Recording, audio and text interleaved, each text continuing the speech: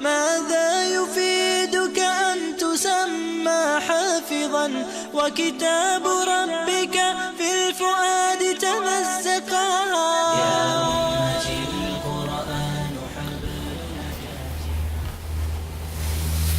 السلام عليكم ورحمة الله وبركاته. الحمد لله نحمده ونستعينه ونستغفره ونؤمن به ونتوكل عليه ونعوذ بالله من شرور أنفسنا ومن سيئات أعمالنا من يهده الله فلا مضل له ومن يضلله فلا هادي له وأشهد أن لا إله إلا الله وحده لا شريك له وأشهد أن محمدا عبده ورسوله صلى الله تبارك وتعالى عليه وعلى آله وأصحابه وبارك وسلم تسليما كثيرا كثيرا. أما بعد. We had started a discussion on Surah Abasa and explained the background and the story behind it, leading up to the description of the Qur'an being very pure, noble and sacred. And here there is a referral back to what this surah started out with. And that is that there were some people who were too proud and arrogant to sit with the common man. And they were not willing to listen to the Prophet ﷺ under normal circumstances. They placed a bunch of conditions and restrictions under which they said they would listen to the message. Now, going forward, the verses talk back to the human being, and especially those who have this type of attitude. Not specifically those people of Mecca, but they are included in this. And anyone who has this demeanor or this attitude is included in it. The attitude of being higher than others, being exclusive, being elite, and not reflecting on one's own origins and one's weaknesses and helplessness in many, many things. So, from verse 17, قُتِلَ الْإِنسَانُ مَا أَكْفَرَهُ. Woe be to the human being. Qutila means to be killed, to be ruined, to be destroyed. And this is you can say it is a curse, or it is an expression of extreme anger. Because there is an element of disbelief, and disbelief is the worst thing in the sight of Allah subhanahu wa ta'ala.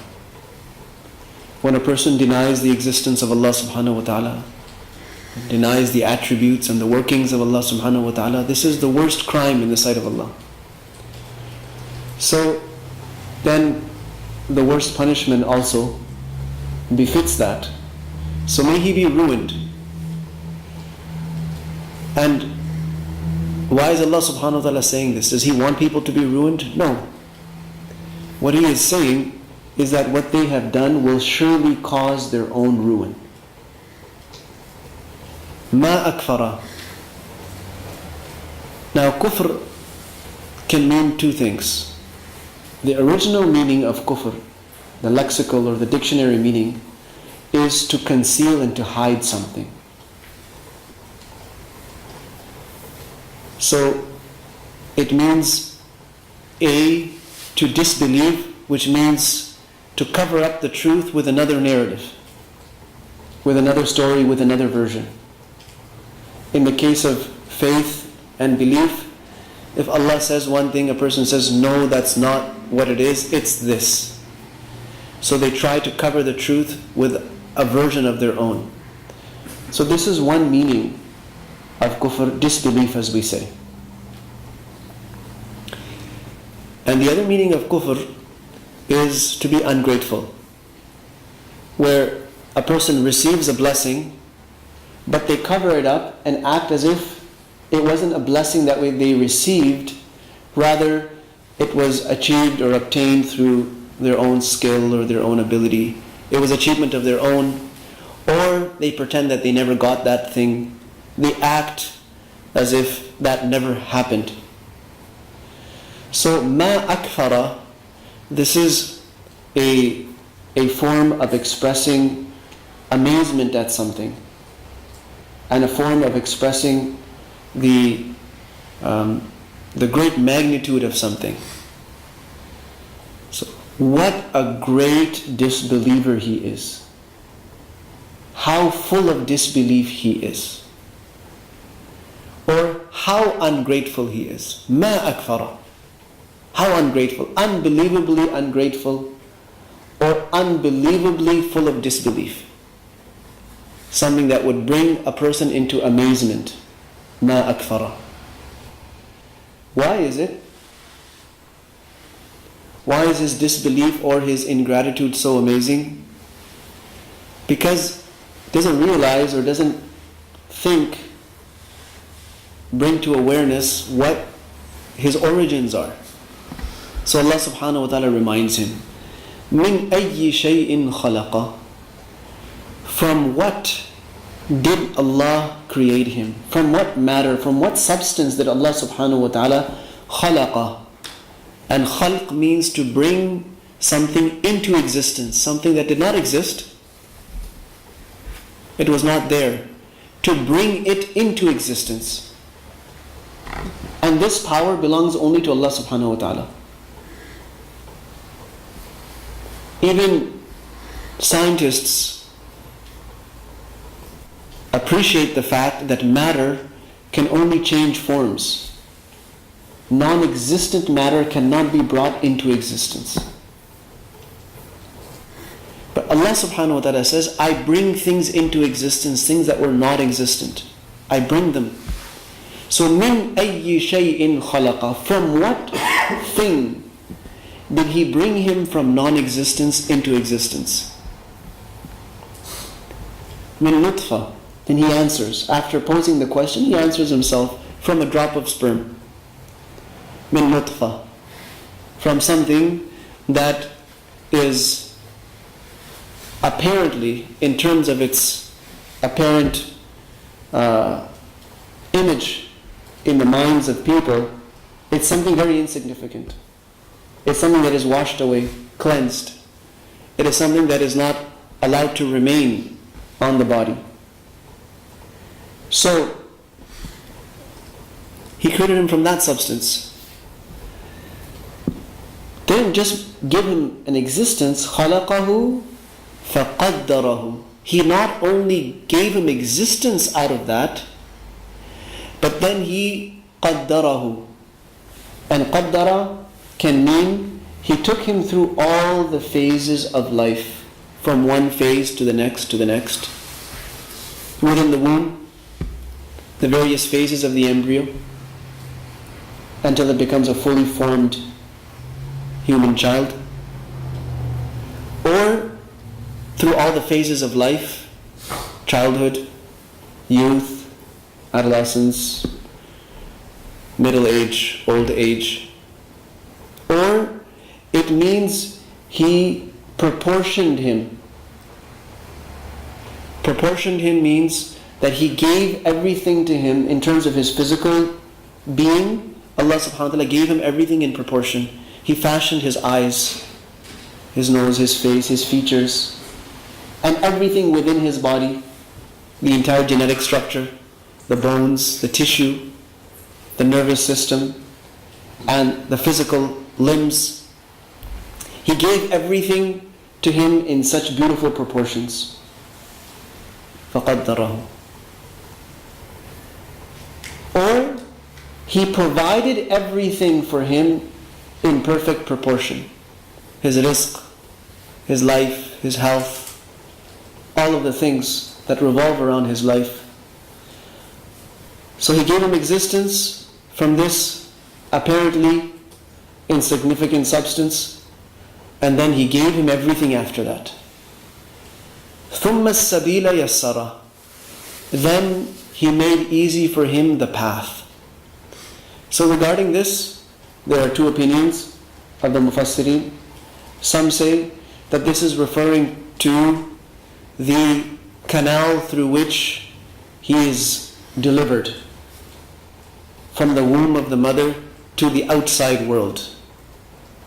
How Allah subhanahu wa ta'ala first positions the baby, and then when the time of delivery comes, how Allah subhanahu wa ta'ala makes arrangement for that narrow passage to expand enough to bring this baby out. Even then, it is so constricted that this delicate being would not normally be able to survive that.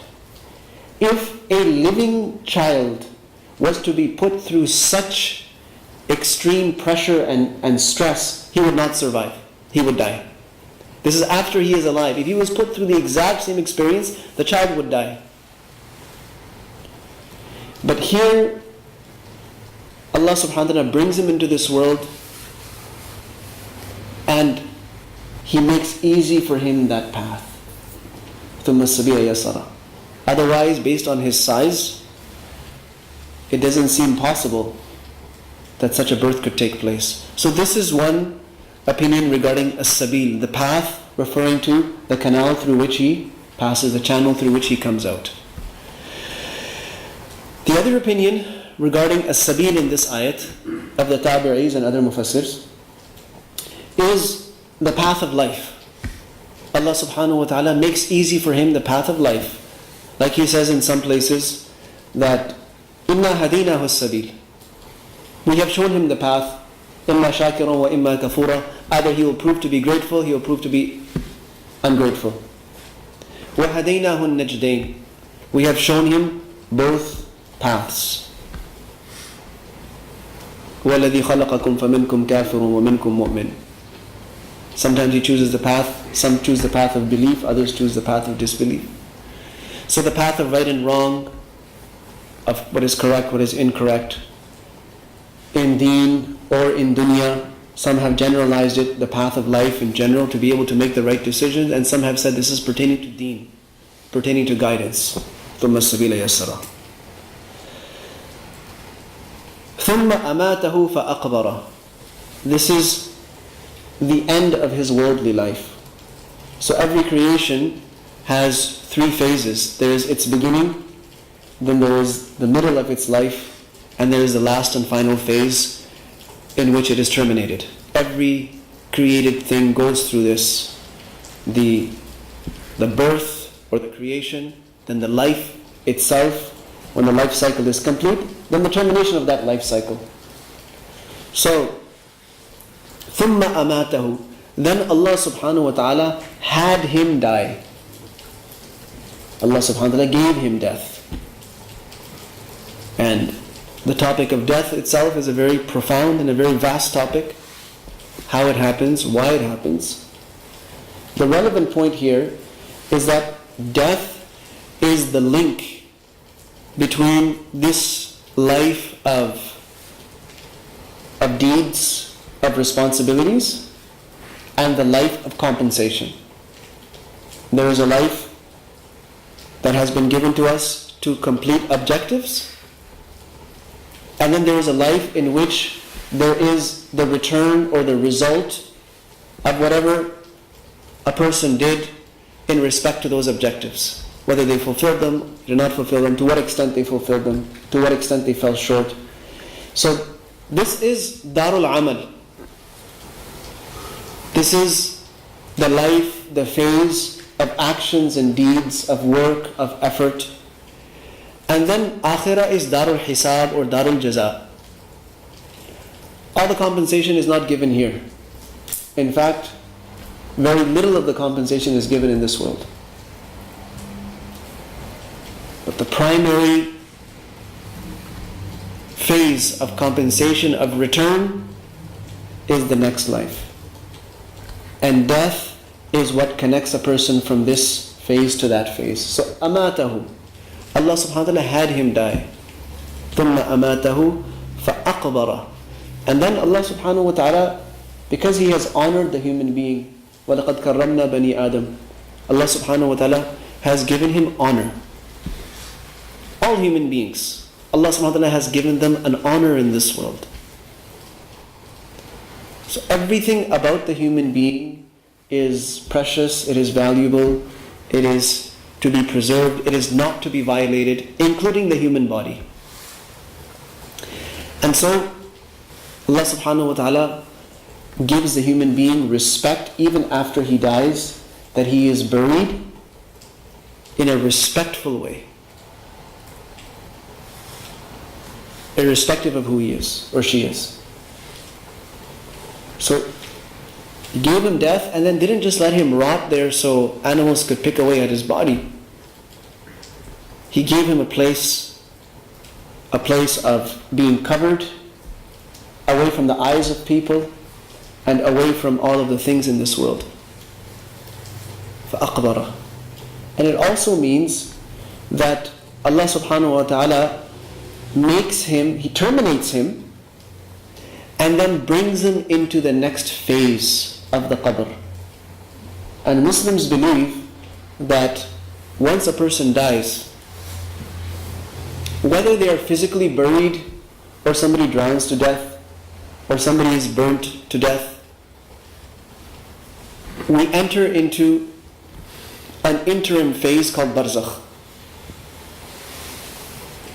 And at this time, the soul, the ruh that we have within our bodies, it goes through many different experiences. And those experiences are based on what the past life was spent like. So if that life was spent in a correct manner, then the ruh experiences good things, rewards and benefits. And if the life was not spent as required, then the ruh is tormented. So the phase of the qabr. So He gives him death and brings him into the phase of the qabr, which is barzakh, which happens before qiyamah. And from the time of death till the time we are resurrected, we are all in a state of barzakh.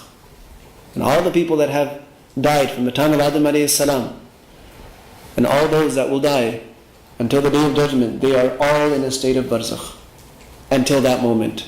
So He says, ثُمَّ إِذَا شَاءَ أَنْشَرَ. Then when He wills, when His decree passes, He will resurrect him. He will bring him back alive physically. So in this world, our body is, you can say, the primary actor. It's doing things. Our body is the one going and earning and working and experiencing health and sickness and all of those things. Even though the ruh is attached to us, the spirit is there, the spiritual experiences are there, but the body is the one carrying out the functions. It is playing the primary role, and the soul is kind of hidden. It's playing a subtle role. In the world of barzakh, the soul, the ruh, becomes the primary actor. It becomes the one that is experiencing most of whatever is happening. Rewards, punishments, so on and so forth. The soul is the one, the soul of the pious people is what is experiencing the enjoyments, the fragrances of Jannah, for example, as hadith explains. And the beautiful scenes of Jannah. And it is the soul of other people, other types of people that is being tormented. So the soul takes on the primary role, because the body is decomposing, it is finishing. In Akhirah, both are brought to their full potential. Both are brought to their full potential. The bodies are recreated by Allah subhanahu wa ta'ala, and the souls are restored in those bodies. So the experience of the body and the soul is complete. And it's not ordinary bodies that people will be taking into Jannah or taking into Jahannam. Those descriptions have been given by the Prophet ﷺ. 60 yards high, 60 arm lengths high. Why? Because the experiences, the enjoyments, the bounties that lie ahead are simply too great, too immense for these flimsy 5-6 foot bodies. These bodies cannot withstand that.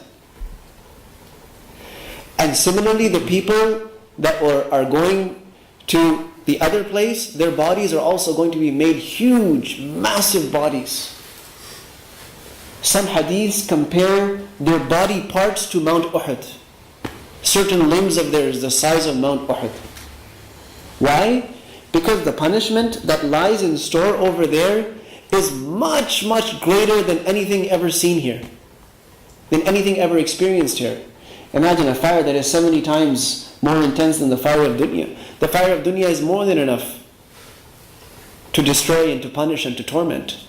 The fire of this dunya can erase forests and cities. But there, it's another level of intensity. So the bodies are much, much larger. So, ثُمَّ إِذَا شَاءَ أَنْشَرَهُ takes you through this phase of being born, coming into this world, going through the phases of life, the cycle of life. Then it ends. A person experiences what is called death, which is basically the separation of the ruh from the body. And then a person enters into the next phase of barzakh, and then they are resurrected. ثُمَّ إِذَا شَاءَ أَنْشَرَهُ. Now at that time, when a person is resurrected, either they will have completed what Allah subhanahu wa ta'ala sent them in this world for, or they haven't. So he says here, kalla. Kalla is a word of admonition. It's a word to scold somebody. Lamma yaqdi ma amara. He still has not fulfilled what Allah commanded him. Still didn't complete his mission. After everything that Allah subhanahu wa ta'ala gave him, all the opportunities up to death that he had, he still came incomplete, he still came unprepared. لَمَّا يَقْضِي مَا أَمَرَهُ.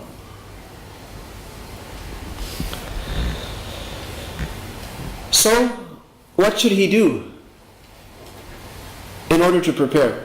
And Allah subhanahu wa ta'ala gives us reminders of the visuals around us, the things that are apparent, the things that are closest to us, that are very obvious, that are very easy to observe. Allah subhanahu wa ta'ala directs our attention towards those things. Like we saw, for example, in Surah An-Naba. Like we saw in Surah An-Nazi'at. Allah subhanahu wa ta'ala speaks about the world around us, in our immediate surroundings. Here also, Allah says, look, فَلْيَنْظُرِ الْإِنسَانُ إِلَىٰ طَعَامِهِ. Human being should contemplate. He should use his mind, his intelligence, and ponder about what he has in his hands. Something as simple, as basic as the food that he consumes. If he thinks about it, then even that can lead him to recognizing who his creator and master is. فَلْيَنْظُرِ الْإِنسَانُ إِلَىٰ طَعَامِهِ. A person should look at his food. What does it mean? It doesn't mean just stare at your food. Think of the processes that were used in the creation of this substance. أَنَّا صَبَبْنَا الْمَاءَ صَبًّا. Allah says, first, I showered down the rain in torrents, in a downpour. I sent down plenty of rain. ثُمَّ شَقَقْنَا الْأَرْضَ شَقًّا. And then I split the earth open. Split it so that those very delicate tips of those plants could poke their head through. Otherwise, the earth is being how it is, nothing could poke its head through. Something as delicate as that small shoot of a plant, that small tiny blade of grass, it could not grow. Allah subhanahu wa ta'ala opens it, He makes a way for it. ثُمَّ شَقَقْنَا الْأَرْضَ شَقًّا. We split it open. فَأَنْبَتْنَا فِيهَا حَبًّا. Then we grow from it, or we grow in this earth, habban, grains and cereals, things like corn and wheat and barley, habban. وَعِنَبًا, fruits like grapes that grow on vines. قَضْبًا, all kinds of herbs and vegetables that are edible. زَيْتُونًا, a completely different type of fruit, olives. وَنَخْلًا, dates, those that grow on strong trees. وَحَدَائِقَ غُلْبًا, and orchards, gardens that are lush, thick, dense, luxurious. The word ghulb, it means trees that are very thick and that are growing very, very close together. So lush and thick, dense gardens. وَفَاكِهَةً, all kinds of fruits. وَأَبًّا, and even pasture. مَتَاعًا لَكُمْ, as a provision for you. وَلِأَنْعَامِكُمْ, and for your grazing livestock. If you just think about how this process takes place and look at the power behind it and how this has been happening since Allah subhanahu wa ta'ala created this earth, and the benefits that these things give to us, and the variety that exists in these things that Allah subhanahu wa ta'ala is growing, how every one of them is a source of nutrition. Is for some, there are sources of cures, there are vitamins, there are minerals, there are all kinds of things. We can go on and on and on and talk about our food and its nutrition and its benefits. But how did it come? Who made it like that? It's coming out of dirt. You take a handful of dirt, you will neither find those vitamins, nor those minerals, nor those nutrients. Take a handful of dirt and eat it. Say, well, food comes from here. Maybe this can nourish me. What will that get you? Nowhere.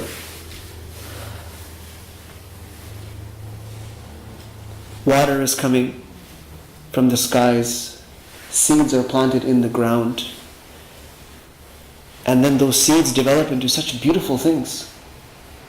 Someone might say, okay, well, if everything is coming from the seeds, why don't I just eat seeds? Try it.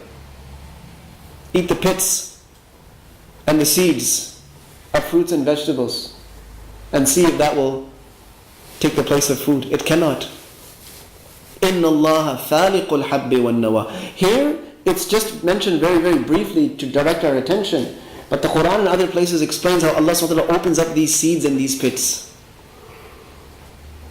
And from a lifeless substance, a seed is lifeless, Allah subhanahu wa ta'ala produces living plants. Living, growing, producing plants. It's unbelievable. So if you were to see that who is doing this and who is doing it for, it would be enough to make you grateful for the one who did this for you. Such an elaborate system, a mega system that consists of thousands of systems.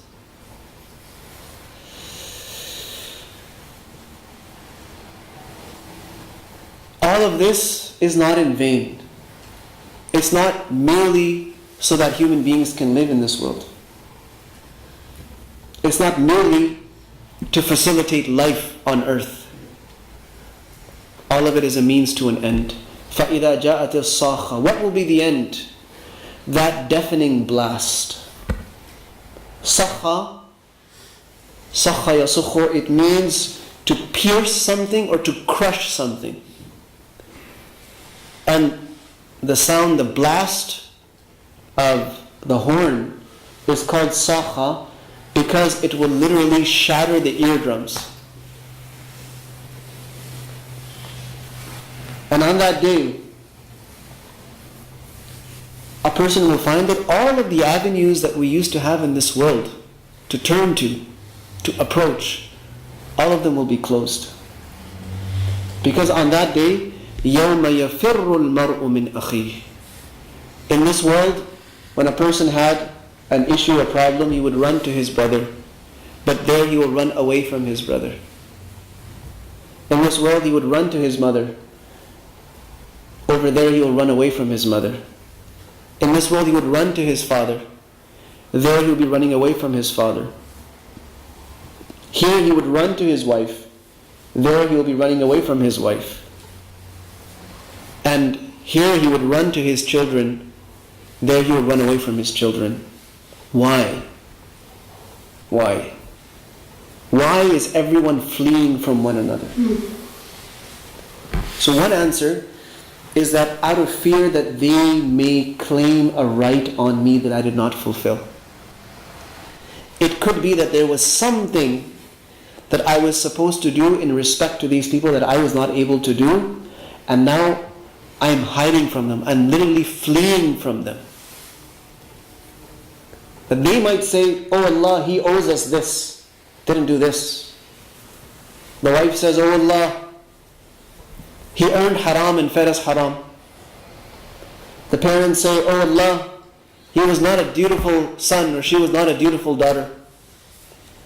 The children say, oh Allah, he did not teach us your commandments as he was supposed to. He did not fulfill his duty as a father. The brother might say, oh Allah, he did not fulfill these rights of mine. So this will keep everyone running away from each other. It will not be a place that they can turn to each other to gain comfort from the horror of that day. In fact, aside from the horror of the day itself, there will be the terror of what someone might ask me for. And some say that they may be fleeing from each other because the other party might ask for help. Someone might say that I'm in need of good deeds. Can you help me out? Can you give me some of your good deeds? Remember what I did for you on such and such occasion. Remember what I did for you on such and such occasion. Help me out today.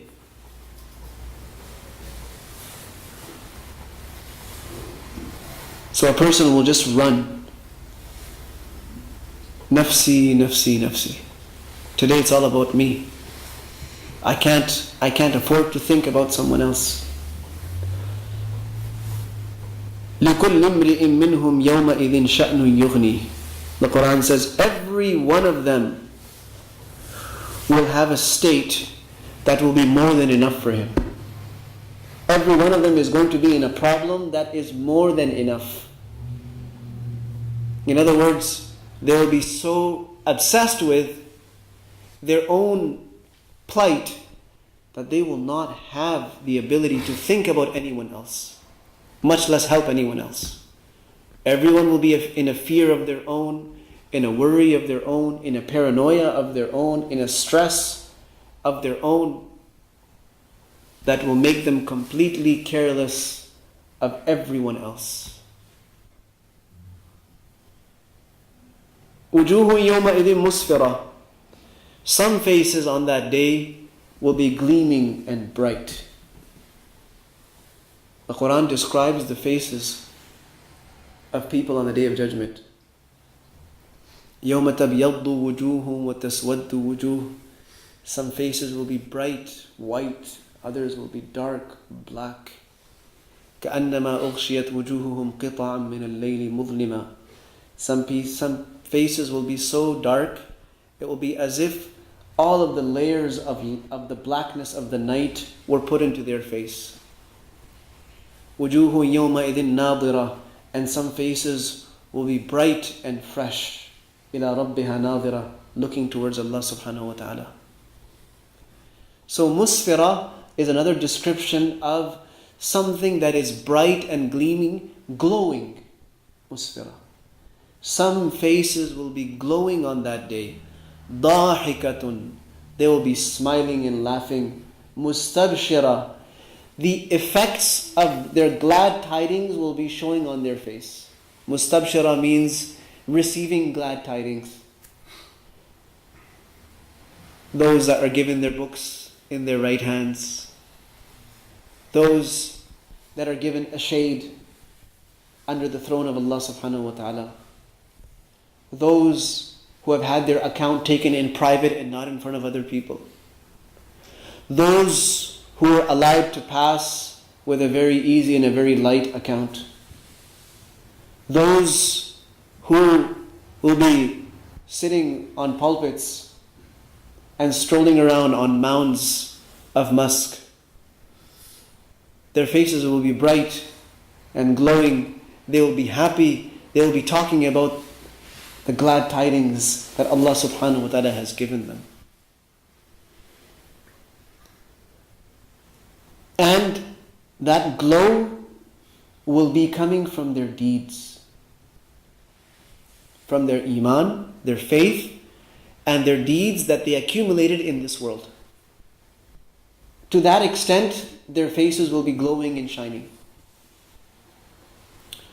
وَوُجُوهٌ يَوْمَئِذٍ عَلَيْهَا غَبَرَةٌ. And some faces will be covered with dirt. عَلَيْهَا غَبَرَةٌ. Covered with dirt. This would be the literal translation of it.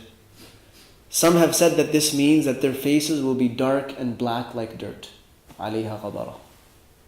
Or it could be that they will be raised with their faces covered in black. تَرْهَقُهَا قَطَرًا. Gloom, worry, gloom, depression, hopelessness will overtake and cover their faces.